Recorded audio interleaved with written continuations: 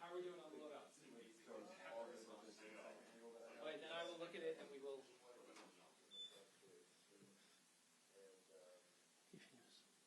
Could we? Is there a way we could like increase the font slightly?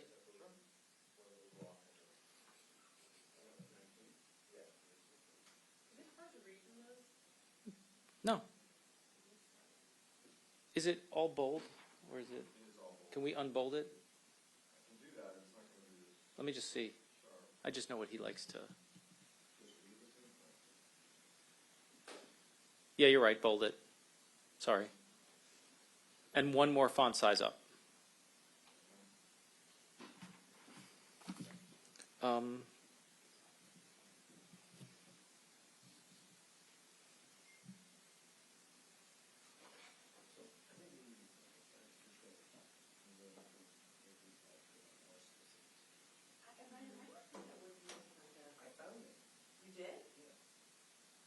All right. Good. And you know he likes everything at the top always. He likes to.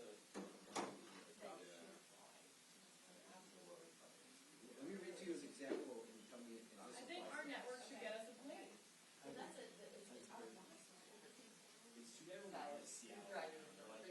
All right. Is it possible for you to ask a plane? No, I'm totally cool. Oh, we can't fly commercially. It's not safe. So get a plane. You guys all wanted to pull. You guys all wanted to be on a plane. Yes. I will call Air Team and you guys can talk to them. And I'm sure if you guys all agree to pay for it, Air Team is only if McCall is working with us. I 100% want to do that. I'm 100%. McCall is off the next If week. you guys all said I would want to be on a plane, Yeah. I would call Air Team. I would hook you up. I'm sure they would come up with an idea. What did Patrick say? Basically, the 17 on a plane. And Andy, I'm not being sarcastic. I'm not being sarcastic I'm about going to that. talk to my boss about it because I legitimately don't want to get on a commercial. If you don't want to get in a commercial flight and you all want, I will call Air Team. Your building officers have relationships with them. I'm dead sure if you all said to move forward, they would send a Whatever. plane. I'm flying Delta. You know why? Because Adam, that's a man That who is lives like, on the edge. that This is like man the who death creates. part. I don't feel like it's so hard. I don't feel like The it's segments too much don't to accumulate ask. themselves. I don't feel like Segments must go it's on. too much to ask when we've Listen, I worked done hard to get you guys everything to that die. we can do and working.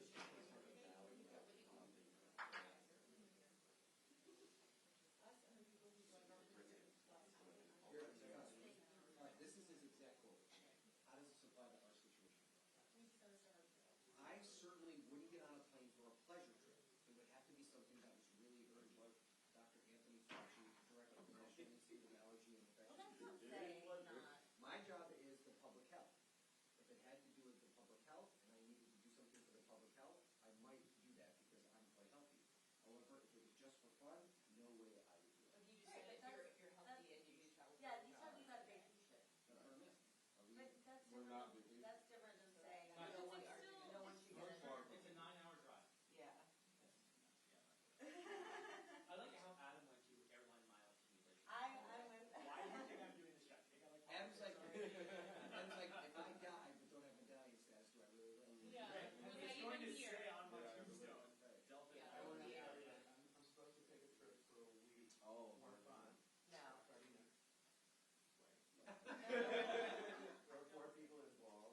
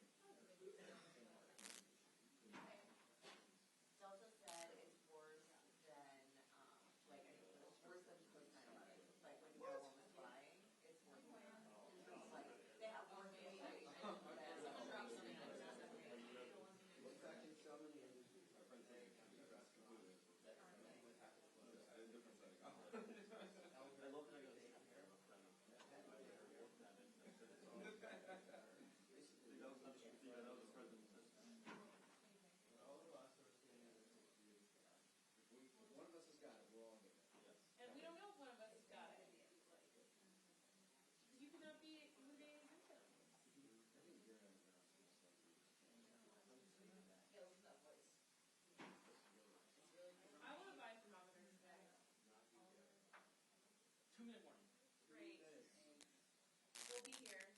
You don't run finance.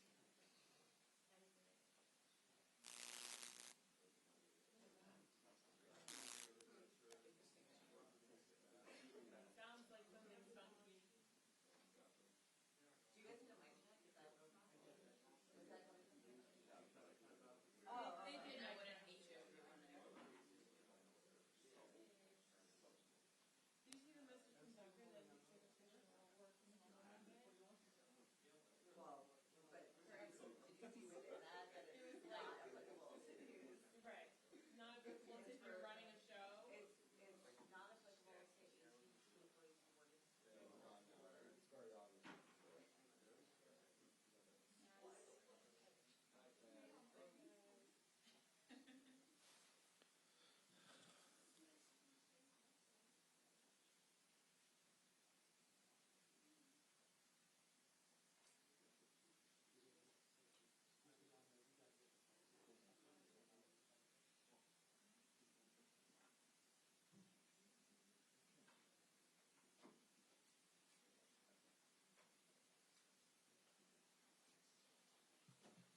Okay.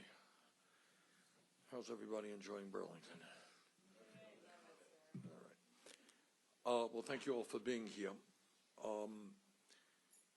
In the midst of a major healthcare crisis that is currently facing our country, I'd like to take a few minutes to talk about the lessons that we can learn long-term about what we are experiencing today. As I discussed yesterday, our country is facing, as everybody knows, a medical and economic crisis, the likes of which we have not seen for generations. And we must prepare for this response in an unprecedented way, making certain that our government responds effectively and protects the interest of all of our people, regardless of their income or where they live. In other words, this is not just about giving tax breaks to large corporations, but it is about remembering the people today who do not have much money, who are very nervous about their economic futures and about their health care prospects. Needless to say, we must massively increase the availability of test kits for the coronavirus and the speed in which those tests are processed. We need to anticipate significant increases in hospital admissions, which means that we will need more ICU units and ventilators. We will need more doctors, more nurses, and medical personnel of all kinds. And we must make sure that these frontline personnel are well protected from the diseases they are treating. I have talked to nurses recently who worry very much about whether they're getting the kind of knowledge they need and the equipment they need to make sure that they do not get sick. We need to significantly improve our communications and collaboration with other countries to assure that we are learning everything that we can about the successes and failures other countries are encountering as they deal with this crisis. And furthermore, we must be honest with the American people and communicate as effectively and directly as we can with all of the scientific information that we can provide. Further, and perhaps most importantly, our response to this entire crisis must be guided by the decisions of doctors, scientists, and researchers, not politicians. But as we struggle with this crisis, it is also important that we learn the lessons of how we got to where we are today and what we must do in the future so that we are better prepared for similar crises that may come. Poll after poll already shows us that the American people understand that we must do what every other major country on earth does, and that is to guarantee health care to all of our people as a human right, not a privilege. As we begin to see the failures and vulnerabilities of the current healthcare system, my guess is that those numbers and the demand for universal health care will only go up. The American people are asking, how is it possible that we spend twice as much per capita as the people of Canada and other major countries, while 87 million of us are uninsured or underinsured? And obviously, in this crisis, and unbelievably, it means that people who are sick today, people who woke up this morning with symptoms of the coronavirus, are saying, you know, I feel sick, but I can't afford to go to a doctor. And when somebody is not treated for the virus, somebody who is unable to afford to go to that doctor, that means that that infection can spread to many others, putting us at risk. So it is not just a question that in normal times, tragically, unbelievably, we lose some 30,000 people a year because they don't get to a doctor on time. But now the lack of health insurance for many millions of people threatens other people as well. How could it be that when we spend so much more than what other countries are spending, we have millions of people who may be dealing with the virus, but who cannot go to a doctor because they cannot afford it? That is a question that must resonate in every American's mind. If this isn't a red flag for the current dysfunctional and wasteful healthcare system, frankly, I don't know what is. For the benefit of all of us, we must make sure that every person in this country who needs to seek medical treatment can go to a doctor free of charge, regardless of their income. That is obviously what we must do now in the middle of the crisis, but that is what we must do as a nation in the near future. And here are just a few instances about how absurd and dysfunctional our current healthcare system is. It has been estimated that a full battery of tests for the coronavirus cost over $1,300. So first of all, take a look at that. $1,300 to get the test people need to have to know whether they have the virus or not.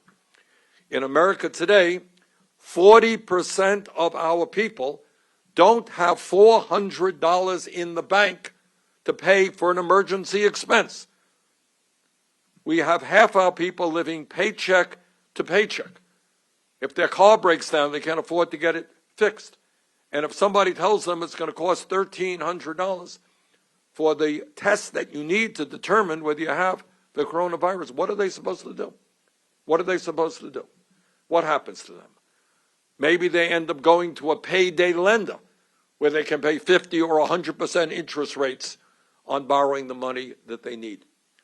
Do they borrow money from their families? Or do they go without a test, which every doctor in the world will tell them is a test they should have? And while the Trump administration says it may cover copays to cover the cost of testing for those who have insurance, they will not cover the cost of treatment, which could cost tens of thousands of dollars. How cruel is that? How absurd is that? To say to people, well, we're sorry you have the coronavirus. We actually covered the cost of the test, but now you're on your own. And it's going to cost you tens of thousands of dollars to get treated. That is totally absurd. If clearly what we need to do is to make sure that if somebody has the coronavirus, that person gets the treatment they need. In other words, we have a healthcare system today which leaves millions of people uninsured. But even if you have insurance, you may not have the ability to travel to a doctor near you. Because now we're talking about a system in which many rural hospitals have closed down and people cannot find a doctor in their communities. The reality today, and this is an issue we must deal with, is that we do not have enough doctors, we don't have enough hospitals, we don't have enough clinics in rural communities and in inner cities. Further, we are in a situation when we desperately need affordable prescription drugs. Yet we have a pharmaceutical industry that continues to make billions in profits by charging outrageous prices for prescription drugs, sometimes 10 times more in this country than in other countries. In my view, The most cost-effective way to reform our dysfunctional and cruel system is to move to a Medicare for all, single-payer health care system.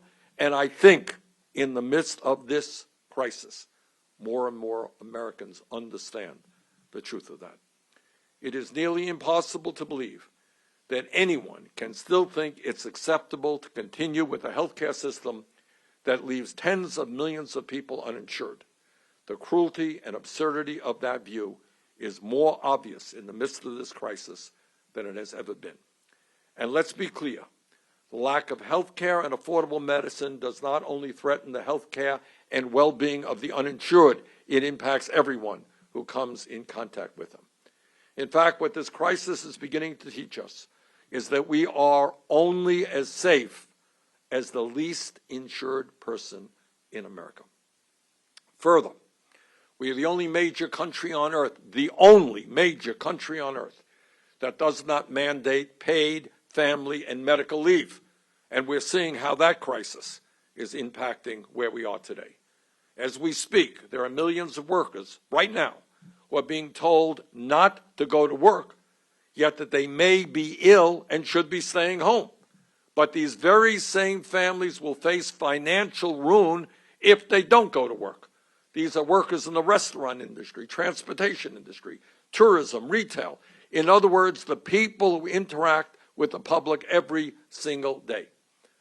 Right now, at a time when half of our people live paycheck to paycheck, and at a time of massive wealth and income inequality, we must directly address the economic desperation facing a huge number of Americans.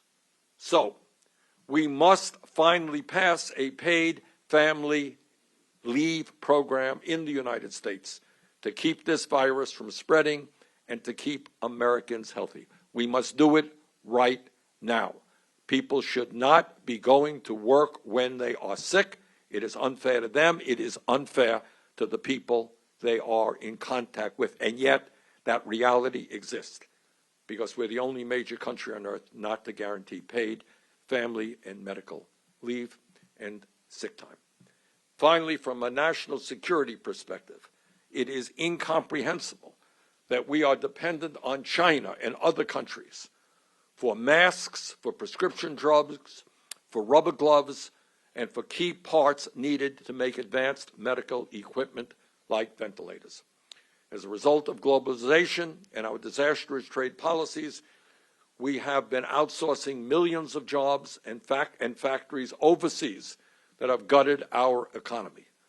Now we are seeing another tragic and devastating result of those policies as we find ourselves dependent on other countries to provide the most essential things we need to combat a pandemic and protect the lives of the people in our country. Now, trade is a good thing, but it has to be based on common sense principles. It has to be based on protecting American workers and protecting our national security, making sure that we are producing what we need in this country in the event of a national crisis. Now is the time to begin bringing back production and manufacturing to the United States and enact fair trade policies so that we are never in this position again. Now, here is the bottom line. As we are dealing with this crisis, we need to listen to the scientists, to the researchers, and to the medical professionals, not politicians. We need to move quickly to prepare for the exponential increase of cases we will be seeing here in our country. But as we do that, we must begin thinking about how, as a society, we can create a healthcare and economic system that is humane, that is compassionate, and that works for all people, not just the wealthiest. Now, that is an issue that people have been thinking about for a long time, but I think in this moment of crisis, more and more people understand that we need fundamental changes to our economy, we need fundamental changes to our healthcare system. I'd be happy to take a few questions. Yeah, Gary? Senator, Louisiana was winning the primary. Do you think other states should take their lead? That's a tough question, and I'll tell you why. You know, elections are the bedrock of our democracy, and we don't want to be, delaying elections on a willy-nilly basis. On the other hand, if my memory is correct, in states like Ohio and in many other states, schools are being closed down. The NBA has ceased its season. Broadway is now shut down.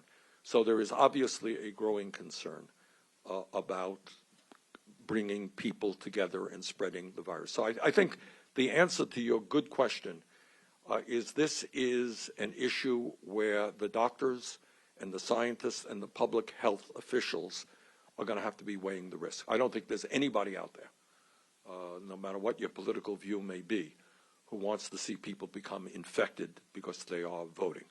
So that's a decision that I hope the public officials in the various states will consult with their public health people and their doctors to make that decision. Yeah, yes. Yeah. Obviously, the way that the coronavirus has affected the campaign is just only a handful of events, Right. staff to work from home. Yep. Especially at a time, when you really needed to be making your case with many people as possible. How are you feeling about how this is affecting your campaign? That's why I'm here today. You're right, it has significantly impacted our campaign, as all of you know. We do, I think, more rallies than anybody else. They're often very well attended. I love to do them. We have done dozens of town meetings throughout this campaign, which I love also because you can hear directly from people, and that is changing. As you've indicated correctly, our staff is now, by and large, working at home. So it has radically changed our campaign. What I think we have going for us, which we have always had going for us, but we're going to have to utilize even more, is our internet capabilities. We have many, many, many millions of people who follow us on Twitter, follow us on other platforms. We live stream, everything that we do. I think we're probably live streaming this, and many, many hundreds of thousands of people will be watching. So we are in the process of thinking this through, but this coronavirus has obviously impacted our ability to communicate with people in the traditional way that we do, and that's hurting. Yeah, sure. Senator, what's your assessment? It's clear how you feel about the Trump administration and their response to this, but what's your assessment of other institutions like the Federal Reserve and how they're responding, state and local governments? What's your assessment of that response? And if I can combine that with another question, have you ever felt the need to get tested for coronavirus? No, I have not. Thank God I don't have any of the symptoms. To the best of my knowledge, I have not interacted with anybody who has the virus. So at a time when people are desperately trying to get into the testing, I don't want to put myself in front of anybody else. So that's that. Here is my concern. Traditionally, especially under Republican administrations, the response to crises, economic crises, has often been to protect the wealthy and large corporations, and I would refer you to the Wall Street bailout and tax breaks we have recently seen for billionaires and for large profitable corporations. My concern is that in the midst of this crisis, we pay attention to the most vulnerable people in this country. I was in New York City the other day to do the Jimmy Fallon show, and we were traveling around rush hour. And you know what? There wasn't a rush. A lot of people were not on the roads. I talked to drivers. They're not getting the business they used to. Restaurants are not getting the businesses. Conventions are being canceled. The tourism business is in downfall right now. Let us not forget today those workers who are being impacted by this crisis, and let us develop policies that speak to their needs. That means extending and expanding unemployment benefits, dealing with paid family leave and sick time and medical leave. So let us focus on working families, and I have my doubts about how effectively the Trump administration will do that. Yeah. Senator, you're going to go back to Washington now.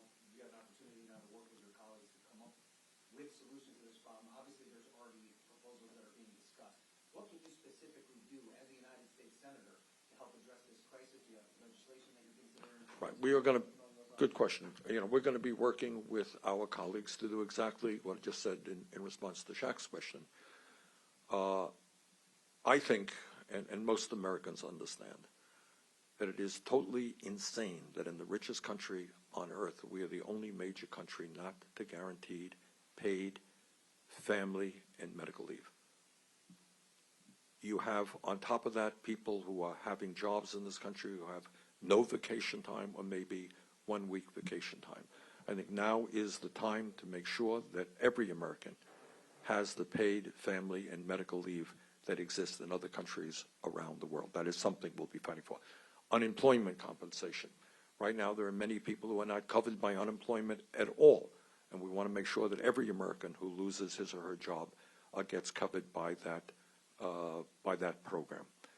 And needless to say, right now, we must guarantee health care to every single American at no cost to them, and as we move to a Medicare for all system. So to answer your question, what the focus, I will be working with my colleagues. My focus will be on protecting the working class and the most vulnerable people in this country, including many elderly people. I'm sitting here wondering, I know that in my state, this state, and in states all over this country, the Meals on Wheels program, which is such an important program, often has long waiting lines. Now, what happens if you're an elderly person right now and you are told you are the most vulnerable population? You can't get out of the house. Don't go out of your house. Don't go shopping. What happens to those people? Is anybody paying attention to them? Is anybody visiting with them? So those are some of the areas that we'll be working. Yes, sir. Yesterday, former Vice President Biden issued a coronavirus response plan, and within it, he said that the United States should spend whatever it takes to address the outbreak. Is it frustrating to you, the former Vice President, criticizing the cost of Medicare for all, and now he's saying in the midst of this outbreak that the country needs to spend whatever it takes? The answer is, not frustrating. I wouldn't use that word. What I would say is that right now, the absurdity and the dysfunctionality of the current healthcare system is becoming apparent to everybody. And maybe this is an issue that Joe Biden and I will be discussing on Sunday night. But the idea that people are now saying, well, we should spend as much as it takes, when in fact, in normal times, we are spending twice as much per capita on healthcare as any other people, while the healthcare industry made $100 billion last year in profits, and the pharmaceutical industry makes huge profits as well. So as I said earlier, I think maybe for Mr. Biden, maybe for other people, this is the time to think about our current healthcare system and how does it happen that after we spend so much, so many of us are uninsured or underinsured. Is the function of healthcare just to make huge profits for the insurance industry and the drug companies, or should it be to provide quality care to all? And it's not even just the uninsured and underinsured. It's parts of this country, as you all know, in rural America, where hospitals have shut down. What do you do in this emergency? You have no medical care near you. What do you do when there aren't enough doctors, there aren't enough nurses? How does that happen? So I would hope that this crisis, maybe that's my main point today, that this crisis should be a moment in which people ask fundamental questions about the dysfunctionality of our current healthcare system and have the guts to finally say to the healthcare industry, the drug companies, the insurance companies, and others, that the function of a rational healthcare system is to provide quality care to all, not to make billions in profits for the people who own the industry. Yeah, Carl? You were talking about the circumstances that people find themselves under. They can't go to work. They have to watch their children. It seems like it would then be hard to expect them to come out and vote during these primaries. Yeah. Just to follow up on Gary's question, I'm wondering if anyone from your team has reached out to the DNC or the team Yes. has reached out to you. No, that's a good point. I mean, you're raising, that's an additional point to the one that I made. I think we are told right now that we should stay away from other people, that we don't want to see the virus being spread. And in state after state, schools are being shut down, and large functions are being shut down.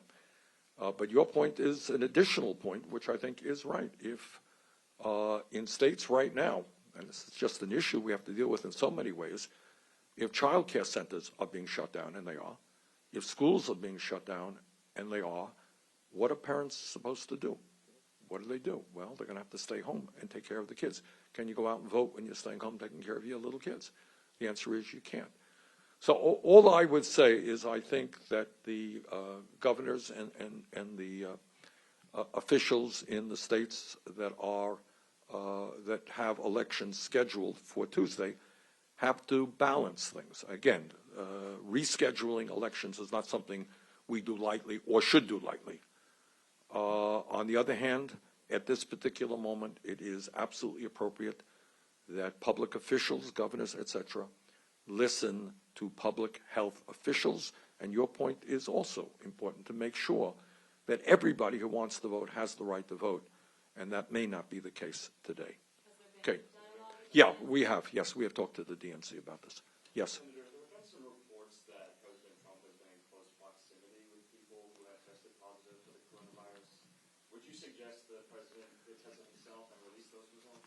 I would. I was asked early on, to the best of my knowledge, I have not been in proximity to somebody who had the virus. If I knew that I was, I would get tested, and I think that holds true for the president. And I think as president, he has the right to release that information. Okay, guys? Yeah. Yeah. I wonder, I know that the dynamics of your campaign itself have changed a lot because of what's happening with the coronavirus. Right. And there's obviously some within the Democratic Party that are concerned that you might be staying in the race for too long. Has that rethought, have you been forced to rethink your position in the race, and what is your long-term goal as you move forward? Well, my long-term goal is to win. The short-term goal is to figure out how we deal with the issues that you guys are appropriately raising. Under normal circumstances, I would not be in Burlington today. I would be probably in Ohio, Florida, or another state where a primary is coming up. But we've decided not to do, under the advice of public health officials, not to do rallies, and that's the right decision. So we are figuring out a way as to how we can best communicate with people, which will, certainly be in a very strong way utilizing our social media capabilities. Okay, guys, thank you very much.